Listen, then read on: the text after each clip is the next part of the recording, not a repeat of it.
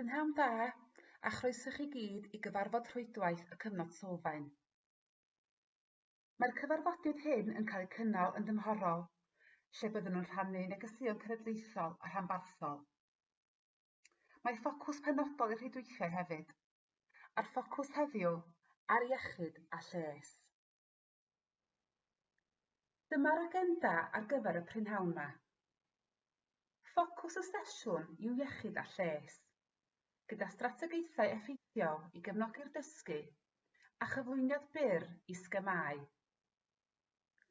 Mae gennym hefyd arfer dda gan Sarah Williams o Ysgol Kingsland. Byddwn nhw'n rhoi trosolwg i chi o wefan canolfan gefnogaeth gwe, a'r wybodaeth ddiweddaraf am yr asesiadau ar-lein i ddisgyblion blwyddyn 2-6 ar gyfer darllen a mathemateg wythdrefnol.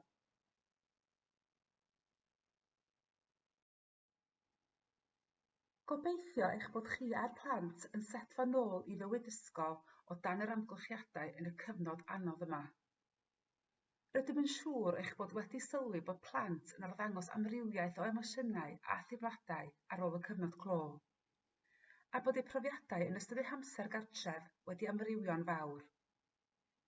Gobeithiwn y bydd y rhwydwaith yma yn rhoi blas i chi o un o'r elfennau i'w hystyried wrth i chi gynllunio'ch cwricwlwm newydd, a syniadau hefyd i gefnogi datblygiad personol a chymdeithasol a lles y plant. Efallai y bydd strategaethau o fewn y cyflwyniad o ddiddordeb i'ch rhieni hefyd. Mae croeso chi rannu'r wybodaeth a gweithgareddau posib o'r sleidiau hynny gyda hwy.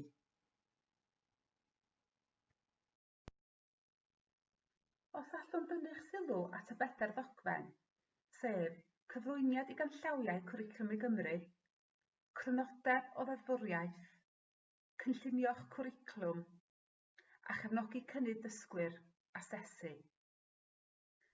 Mae'r rhain wedi'u cynnwys yn yr adran Dechrau Arni o'r cwricwlwm newydd. Mae hwn ar gael ar hwb.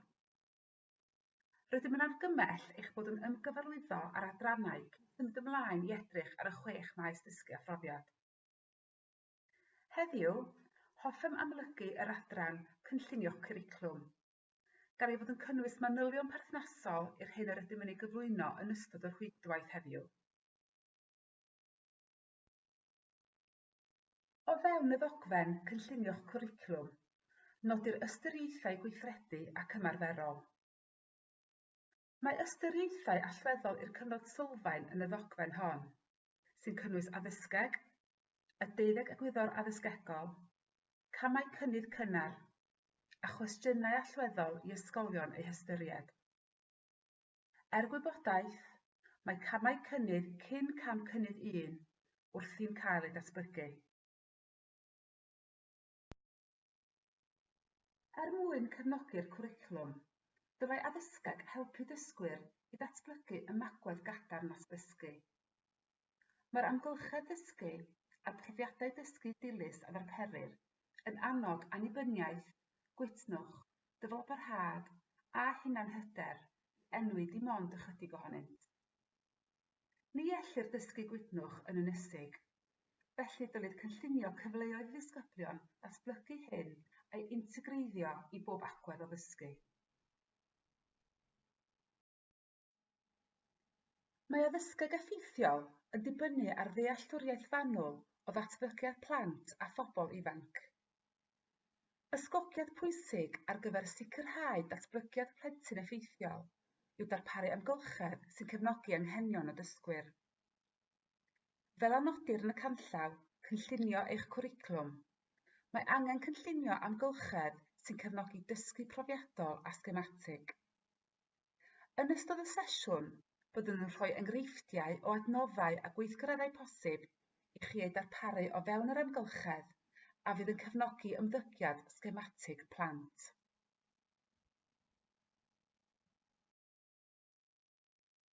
Beth yw sgema? Sgema ydy patrwm ailadroddus mewn ymddygiad naturiol plentyn. Ond weithiau gall hyn ymddangos fel ymddygiad amrhriodol. Ond mae'r sgemau yn rhan allweddol o ddatblygiad plentyn. Mae rhai damcaniaethwyr megis Piaget a Vygotsky wedi bod yn sôn am rhain flynyddoedd yn ôl, ond yn fwy diweddar mae Dr Stella Lewis a Sally Featherstone wedi codi mwy o ymwybyddiaeth ohonynt. Mae gan rai plant un sgima penodol ar ei eraill clwstwr ohonynt.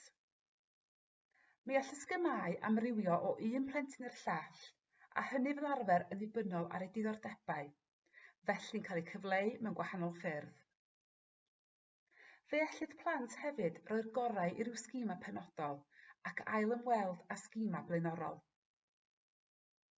Fel arfer maent yn amlwg mewn plant hyd at 5 oed. Mae sgemau'n ein helpu i drefnu a phrosesu ein meddyliau a'n teimladau. Maen nhw'n ein helpu i feddwl a dysgu. Wrth i ni fynd yn hŷn, nid yw'r sgemau'n diflannu, ond yn hytrach maen nhw'n mynd yn fwy soffistigedig.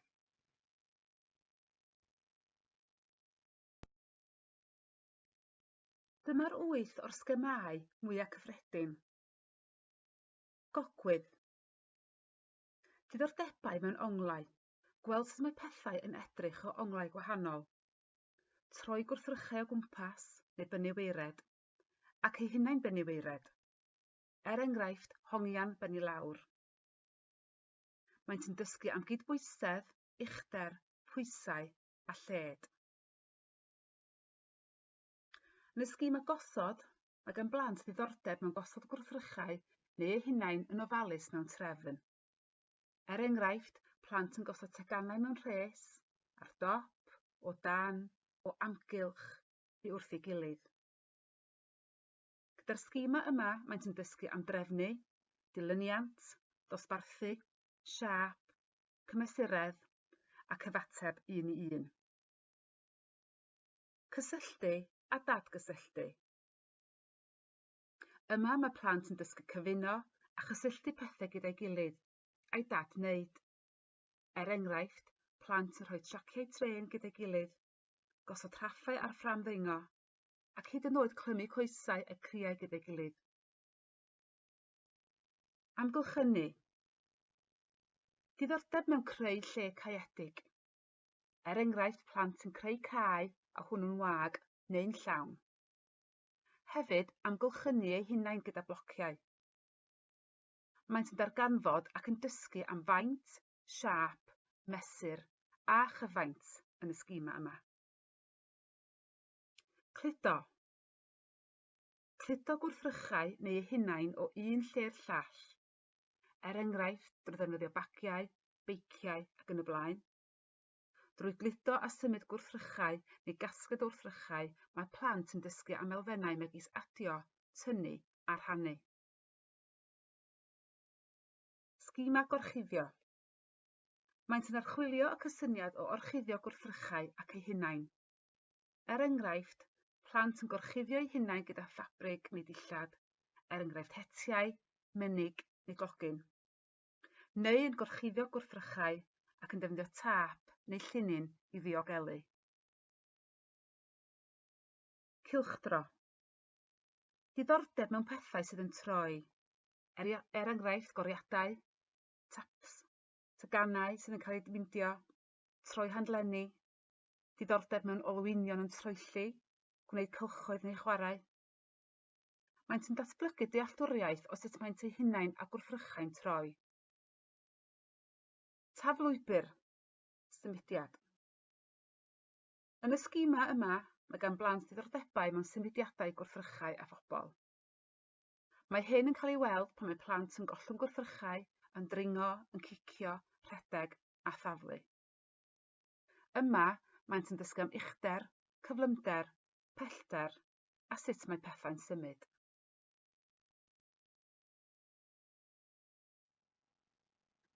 Unwaith y byddwch wedi arsylwi ac adnabod y sgima sydd gan blentyn, mae posib wedyn darparu a chynllunio gweithgareddau ar ei cyfer. Wrth edrych ar y sgima gogwydd, sef diddordeb mewn onglau, mae posib darparu adnoddau megis twneli, bocsys mawr a thears. Os yw'r plant yn hoffi creu cuddfan, mae posib darparu adnoddau megis peciau, defnyddiau a chynfasau, wrth chwarae gyda cysgodion, uwchdaflunydd, fflachlamp, cynfas plaen ar gyfer taflunio a darnau rhydd i greu'r cysgodion. Ar gyfer y sgima gosod, y math o adnoddau posib fasai daliwr papur cegin, cangen cwpanau, cylchoedd, bobl gwallt, casgliad o adnoddau cylchog, enghraifft bangles a cylchoedd llenni. Yn eich cegin fwg, mae posib darparu hambyrddau coginio a hambwrdd ciwbiau rhew, ac hefyd adnoddau fel teiars, bwcedi a darnau rhydd.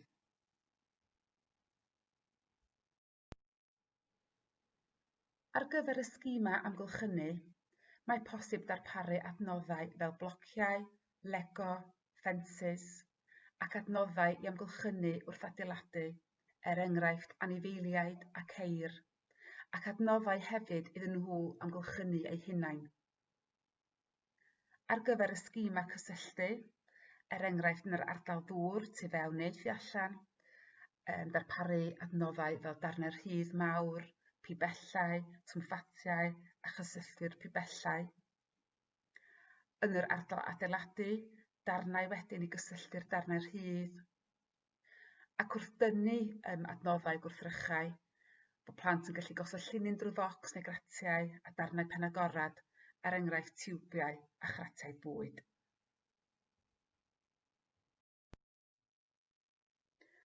Ar gyfer y sgima cludo, bod gennych chi adnoddau fel basgedi, bagiau, bocsys bach, berfa, tryciau gadw a chludo eitemau. Bod plant yn gallu tynnu a llithro adnoddau ar hyd, enghraifft raffau, potiau, llinyn, priban, systemau pwli a thegiau. Ac wedyn wrth draws gludo dŵr hefyd fod yna ddarnau rhydd mawr tu allan a sbwng a chbachau. Gyda'r sgim o gorchuddio, efallai'n eich pwll palin yn eich cegin fod yna wrthrychau i blant gloddio a chladdu, enghraifft i nosoriaid, hen emwaith a drysor i'w ddarganfod. Wrth wisgo wedyn bod ystod o hetiau, sgarffiau, sbectol haul a drych ar gael. Ac hosan, ystod o hosanau ac adnoddau wedyn i'w rhoi yn yr hosan.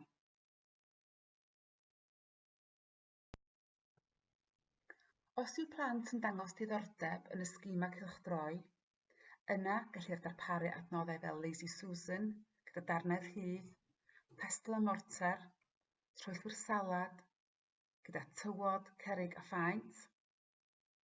Wrth gymysgu a throelli, defnyddio adnoddau fel chwisgiau, glitter, llwyau, pipedau, cwsgws, a pan yn golchi adnoddau mawr tu allan, bod nhw'n mopio ac yn brwsio tu allan. Os oes gan y plant diddordeb yn yr sgima taflwybr, torri teits gan roi pêl yn ei waelod, yna rhoi cwlwm a bod posib taflu y teits wedyn. Bagiau ffa, taflu mewn i dwll, taflu sbwng yn llawn dŵr. Defnyddio casgliad o foteli clir hefyd, bod plant yn gallu llenwi'r heini, defnyddio twmffatiau, sgwpiau, tywod llenyddiau, enghraifft tywod a lentils.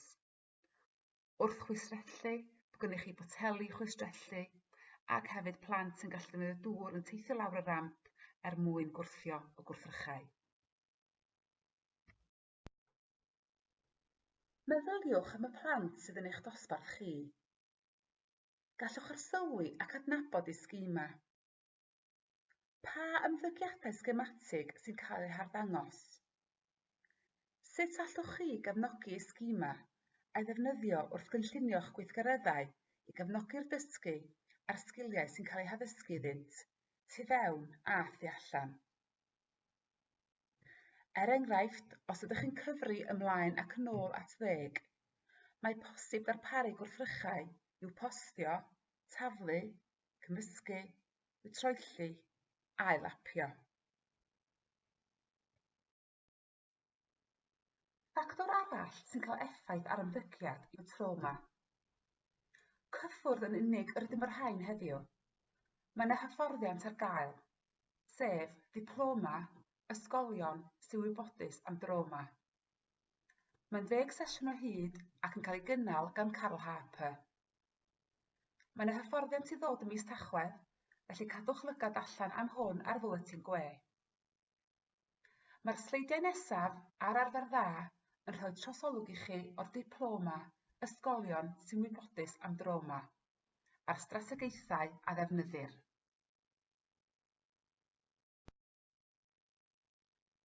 Mae'r hyn mae plentyn wedi bod drwyddo yn effeithio ar y system emosiynau yn yr ymennydd, ac yn ei dro yn cael effaith ar systemau yn ei cyrff ac eu hymddygiad.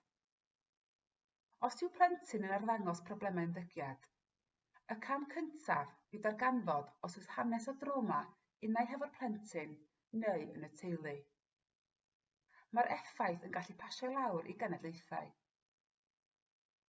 Byddai'r ymarferydd sydd wedi'i hyfforddi yn creu astudiaeth ACE Study, Adverse Childhood Experiences. Mae'r holiadur yn gofyn cwestiynau megis os yw'r plentyn wedi cael ei gamdrin neu rhiant yn y carchar ac yn y blaen. Po fwyaf yw'r ACEs, fwyaf yw'r effaith y caiff ar y corff a'r iechyd meddwl. Gyda plentyn sydd fel arfer yn dangos problemau ymddygiad, does dim posib rhesymu hefo'r plentyn hynny o gwbl. Mae angen i ni aros yn dawel, ac ein bod yn dod o elfen o chwarae i mewn mae'r plentyn yma wedi illtio.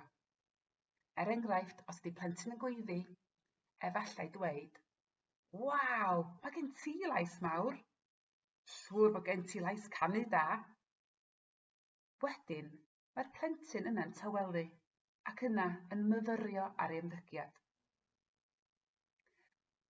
Efallai welwch bod y plant yma angen rheoli eu hunain, drwy ddefnyddio, er enghraifft, gwrthrych i'w gyffwrdd neu wasgu neu pocedi. Mi fydd hyn yn help mawr.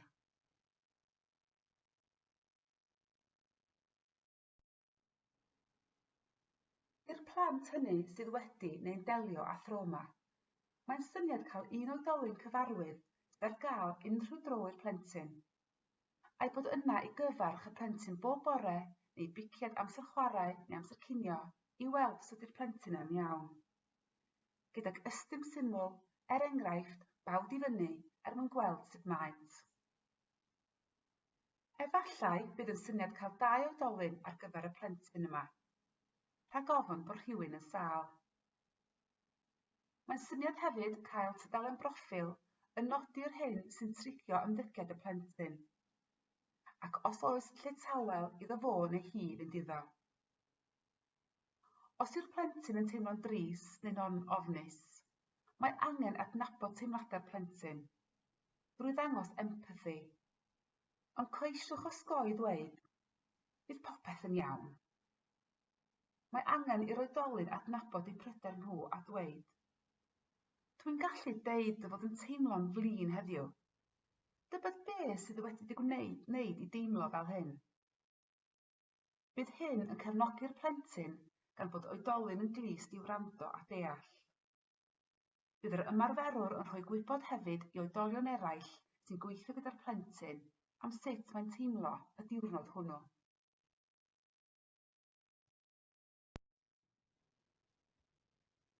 Bu i'r ymarferwr sy'n wybodus am droma a'r plentyn gyd greu darluniau empathi o hanes y disgybl ar bapur A3. Dyma astudiaeth achos o blentyn blwyddyn 2 yn cael cyfnodau yn aml o daro plant eraill ar y buarth.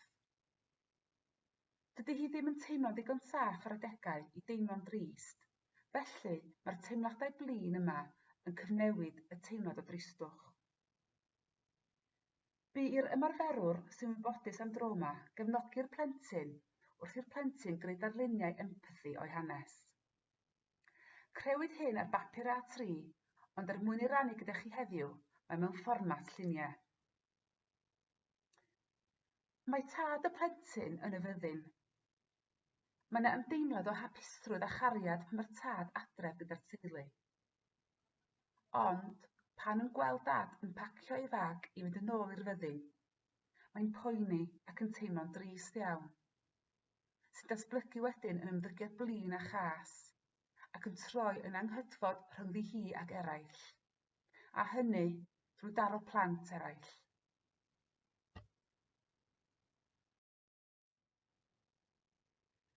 Mae defnyddio darnau rhydd neu'r byd bach yn ffordd effeithiol i blant allu creu golygfa i egluro ac arddangos eu teimladau o'r hyn sydd wedi digwydd. Enghraifft, yr hyn sydd wedi wneud yn deimlo'n flin, yn drist, i boeni am rhywbeth, neu y gwrthwyneb. Mae'r esiampl uchod yn dangos bod y plentyn wedi gadael y cartref y bore hwnnw, ac wrth fynd yn y car, bu anghydfod rhyngddi hi a'i chwaer. Wrth gyrraedd giat yr ysgol, nid oedd yr oedolyn cyfarwydd yno i'w chyfarch. O ganlyniad, roedd yn flin ac nid oedd eisiau mynd i'r ysgol.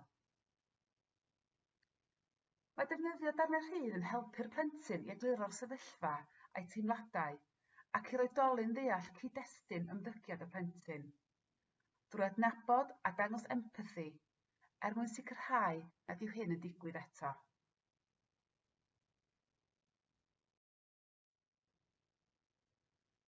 Mae'r rhaglen emosiynol yn tracio datblygiad lles ac emosiynol unigolion neu grwpiau o blant.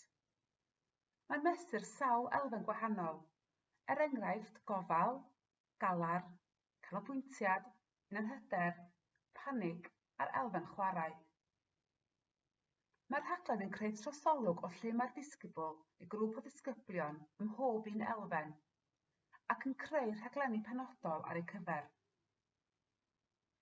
Dengys yr asesiad o'r snapshot cyntaf o'r plentyn yn yr astudiaeth achos bod y system panig y galar yn uchel iawn, ac roedd yr elfen chwarae y mofyn yn isel. Ar ôl dilyn yr rhaglen dros gyfnod wythnosau, mae'r ail snapshot yn dangos mae'r systemau yma wedi gwella. Mae'r panig a'r galar wedi lleihau, a'r elfen y chwarae ac y mofyn wedi cynyddu.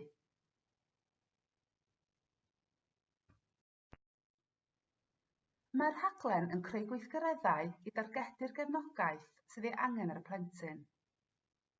Dyma oedd y gweithgareddau a wnaethpwyd gyda'r plentyn yn yr astudiaeth achos. Swigod o fewn swigod. Gweithgaredd sy'n helpu'r plentyn reoli anadliad i greu swigod o feintiau gwahanol.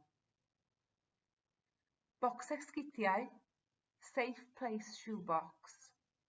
Mae wedi gynllunio a'i ddylunio gan y plentyn i gynrychioli man sy'n ddiogel iddi.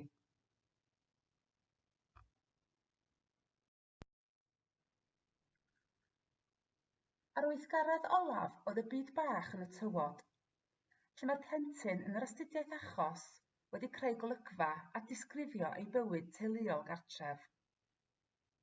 Mae'r aderyn yn y byd bach yn cynrychioli'r tad yn hedfan o adre i'r fyddin. Mae'r strategaeth yma o ddefnyddio gwrthrychau a chynrychiolaeth gweledol yn helpu'r plentyn i drafod a deall eu teimladau eu hunain a'i hegluro i eraill.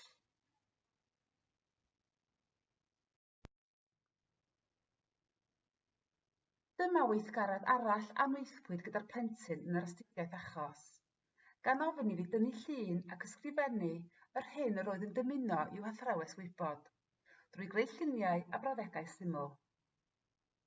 Agorodd i fyny gan nodi ei bod eisiau eistedd wrth blant eraill, ei bod yn hoffi cydls.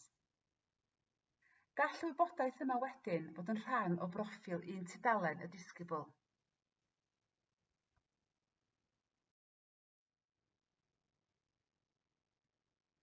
Mae'r gwaith yma hefyd yn dangos yr elfen o empathi. Mae'r plentyn wedi tynnu llun o tu mewn y corff fel peled yr X. Dywedodd, mae'r wynebau trist ar fy nhraed yn teimlo'n drwm. Mae nghalon i wedi torri. Mae fy llygaid yn mynd yn rhyfedd, dwi'n methu gweld yn iawn. Gobeithiwn bod y rhan yma'r cyflwyniad wedi bod o ddefnydd i chi o sut gall yr amgylchedd ddysgu gefnogi'r plant i drafod, egluro a rhannu eu teimladau a'i hemosiynau.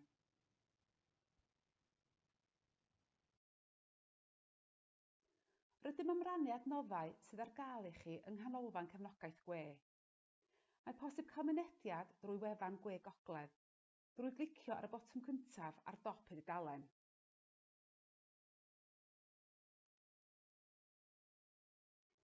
Yna bydd angen i chi ddewis eich iaith.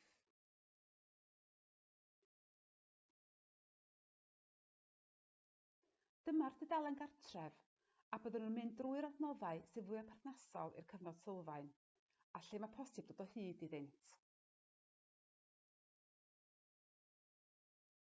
Yn gyntaf, fe wnawn ni edrych ar y ddolen addysgu a dysgu. O fewn yr adran dysgu carlam, ceir model dysgu carlam ar gyfer y cyfnod sylfaen ac esiamplau o ddilyniant dysgu y model dysgu carlam ar gyfer meithrin y derbyn ac un ar gyfer blwyddyn 1 a 2.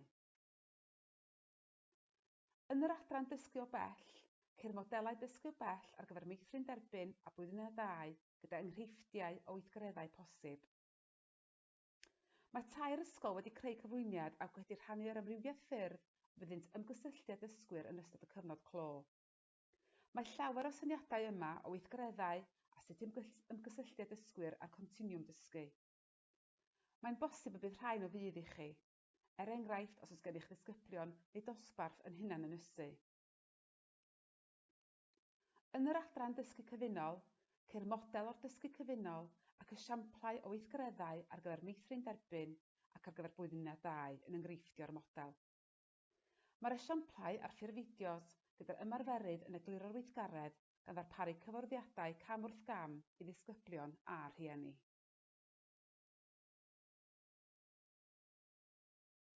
Dyma'r adran ar gyfer y cymorthyddion. Mae'n darparu gwybodaeth o'r hyn sy'n y Google Classroom ar gyfer cymorthyddion a dolen i chi ymuno â'r dosbarth. Mae'r cod ar gyfer ymuno gyda'r dosbarth Google i gymorthyddion wedi ei rannu gyda'r penaethiaid ar draws yr rhanbarth. Gofynnwch eich pennaeth am y cod, neu cysylltwch gyda wendywilliams@gwegogledd.cymru neu Carys Eiri Jones @gwegogledd.cymru er mwyn derbyn y cod drwy e-bost gan nodi eich enw llawn, enw'r ysgol a'ch awdurdod lleol. Wedi chi dderbyn y cod, mae angen mewngodnodi eich cyfrif hwb er mwyn cael mynediad at y dosbarth.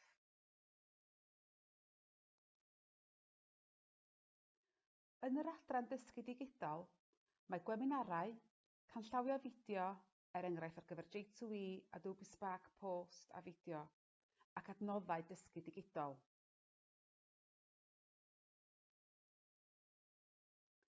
Mae'r rhan ymgysylltiad dysgwyr o fewn yr adran lles yn cynnwys yr un fideos a geir o fewn yr adran dysgu o bell.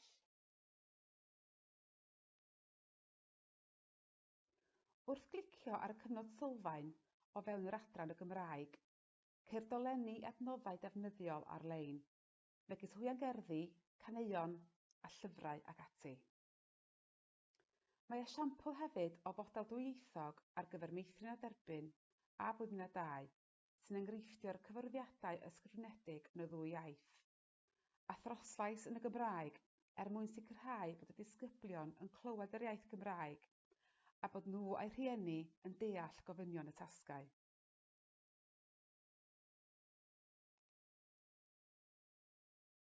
Yn yr adran gwebinarau, gallwch ddod o hyd i'r gwebinarau sydd wedi'u darlledu a'u cyflwyno'n barod, lle mae posib i chi eu gwylio ar amser sy'n gyfleus i chi. Fel y gwelwch, rydym wedi uwchlwytho y webinar proffil cryno a'r webinar dysgu carlam. Bydd y recordiad o'r cyflwyniad heddiw yn cael ei uwchlwytho i'r wefan, lle bod modd i'ch cydweithwyr wylio recordiad ohono.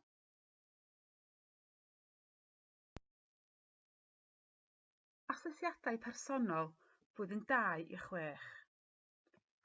Ni fydd ffenestr brofi statudol ar gyfer mis Mai 2021, nac yn unrhyw flwyddyn ar ôl hynny. Mae'r safle asesiadau bellach ar gael. Bydd angen i benaethiaid fewn gofnodi ar y safle a derbyn y cytundeb rhannu data cyn y gall y staff amserlennu asesiadau a chael gafal ar adroddiadau ar eu dysgwyr. Mae asesiadau rhifedd gweithdrefnol a darllen, Cymraeg a Saesneg, bellach ar gael i ysgolion i defnyddio ar amser sy'n briodol iddynt. O ran rhifedd gweithdrefnol, caiff yr adborth ar sgiliau a'r sgorau oed a safonedig ar adroddiadau cynnydd eu diweddaru ar ôl bob asesiad. Ar gyfer darllen, bydd adborth ar sgiliau ar gael wedi bob asesiad. Bydd sgorau oed safonedig ac adroddiadau cynnydd ar gael ar ddiwedd y flwyddyn ysgol wedi i'r holl ddysgwyr wneud yr asesiadau o leiaf unwaith. Gohirwyd y treialon ar gyfer rhifedd rhesymu oherwydd Covid-19.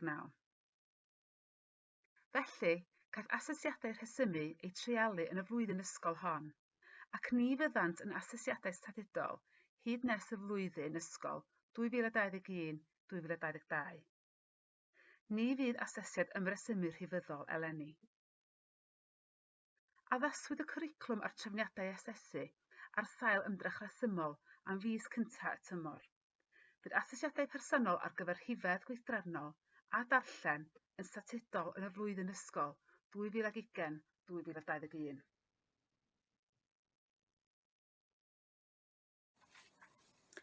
Helo, Wendy Williams ydw i, cydlynydd gwe ar gyfer y llwybr dysgu i gymyrthyddion addysgu. Diolch i tîm y cyfnod Sylfaen am y cyfle i sôn ychydig am beth sydd ar gael i gymyrthyddion y rhanbarth ar hyn o bryd. Wythnos diwethaf, lanswyd yr rhaglen ymsefydlu ar lwyfan digidol ar gyfer cymyrthyddion newydd.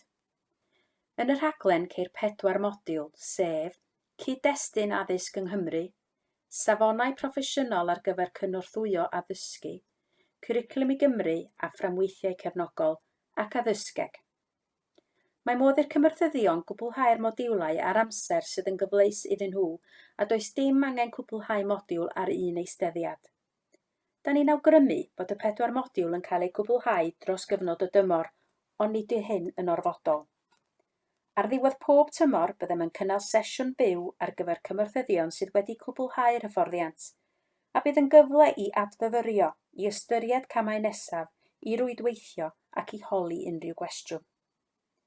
Mae angen cyfrestru ar gyfer yr hyfforddiant ac mae'r linc i'w gael yn mwletin wythnosol gwe neu ar y safle we.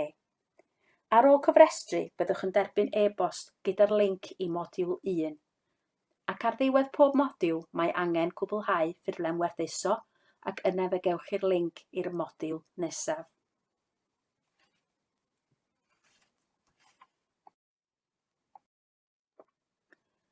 Mae'r rhaglen darparcalu yn rhaglen ddatblygu ar gyfer cymyrthyddion profiadol sydd yn dymuno symud ymlaen i ennill statws calu. Oherwydd y sefyllfa bresennol, bydd y rhaglen yn cael ei gyflwyno ar Microsoft Teams dros 8 sesiwn hanner diwrnod. Y disgwyl yw bod cymyrthyddion sydd yn derbyn lle ar y rhaglen darparcalu yn symud ymlaen i ymgeisio am asesiad statws calu. Yn ystod yr rhaglen, bydd cymyrthyddion yn datblygu ei dealltwriaeth o'i rôl fel uwchgymhorthydd effeithiol, yn datblygu ei sgiliau drwy adolygiad personol yn erbyn y safonau proffesiynol ar gyfer cynorthwyo addysgu, ac yn datblygu ei sgiliau a'i harfar i ddatblygu'r dysgu gyda'r dosbarthiadau cyfan. Ceir mwy o fanylion yn ogystal â'r linc i'r ffurflen gais ar safle we gwe neu yn y bwletin wythnosol. Mae groeso i chi gysylltu â mi am fwy o wybodaeth. Dyddiad cau ar gyfer ceisiadau darparcalu Cylch 2 yw Tachwedd yr Ugeinfed 2020. Yn ystod y cyfnod clo, rhewyd dosbarth Google ar gyfer cymyrthyddion addysgu, ac mae'n cynnwys amrywiaeth helaeth o wybodaeth ac hyfforddiant, a gellir cael mynediad iddo ar unrhyw adeg o'r dydd a'r nos. Mae'r themâu yn cynnwys pethau megis, llwybr dysgu i gymyrthyddion addysgu, cyngor gweithlu addysg a'r pasbort dysgu proffesiynol, anghenion dysgu ychwanegol, iechyd a lles, dysgu yn yr ardal tu allan, dysgu carlam a llawer mwy. Gellir derbyn y cod ar gyfer y dosbarth Google hyn drwy fy e-bostio i yn uniongyrchol ar wendywilliams@gwegogledd.cymru. Er gwybodaeth, byddwn nhw'n cynnal sesiynau galw i mewn ar-lein unwaith bob mis, lle bod modd i chi ymuno ar Teams. Byddwn nhw'n hysbysebu'r dyddiad a'r amser ac yn darparu dolen i'r sesiwn drwy bwletin gwe a thrwy drydar gwe ac trydar gwe cynradd. Mis nesaf, bydd gweminar i rannu syniadau ar sut i ddatblygu sgiliau mathemategol a sgiliau rhifedd yn yr ardal tu allan. Mae yna ymdeimlad gaeafol a Natholigaidd i'r syniadau ar enir, a fydd o gymorth i chi be bynnag yw'r sefyllfa lle mae'r plant yn yr ysgol a gartref, neu gartref yn unig. Mae gennym gyfrif trydar gwe cynradd y mae'r tîm cynradd yn ei ddefnyddio i hysbysebu digwyddiadau, i aildrydaru syniadau a gwybodaeth defnyddiol i ysgolion ar draws yr rhanbarth. Nodyn eich atgoffa mae drwy'r bwletin yr ydym yn hysbysebu pob digwyddiad y cyfnod sylfaen. Caiff ei gyhoeddi'n wythnosol a mae posib i chi gofrestru i gael copi i'ch e-bost drwy glicio ar y ddolen bwletin ar wefan Gwe Gogledd. Os oes gennych chi unrhyw gwestiwn neu ymholiad, cofiwch gysylltu â ni. Unai cysylltu gyda Gwawr Eleri Thomas @gwegogledd.cymru neu Anna Hughes @gwegogledd.cymru.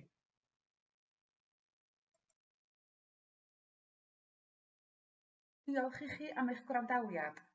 Gobeithio bod y sesiwn wedi bod o fudd i chi. Dyma ambell ddyfyniad yr hoffem ei rhannu. Diolch yn fawr.